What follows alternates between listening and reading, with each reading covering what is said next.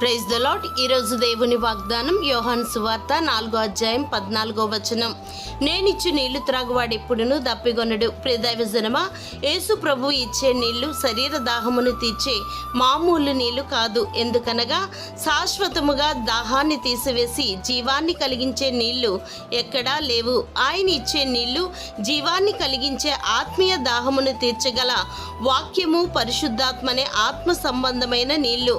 కాబట్టి దప్పిగొనిన వారలారా, దప్పికను తీసివేసి జీవాన్ని కలిగించే నీళ్లను అనగా వాక్యమును, పరిశుద్ధాత్మను ఇచ్చే దేవాది దేవుని యందు విశ్వాసముంచి ఆయన యుద్ధకు వచ్చినప్పుడు ఆయనిచ్చి నీళ్లు నిత్య జీవమునకే ఊరిడి నీటి బుగ్గగా ఉండును. గనుక ఎవడైనను దప్పిగొని ఎడల ఆయన యుద్ధకు వచ్చి దప్పి తీర్చుకొనవలెను. ఎందుకనగా ఆయన ఇచ్చి నీళ్లు త్రాగువాడు ఇప్పుడును దప్పిగొనడు.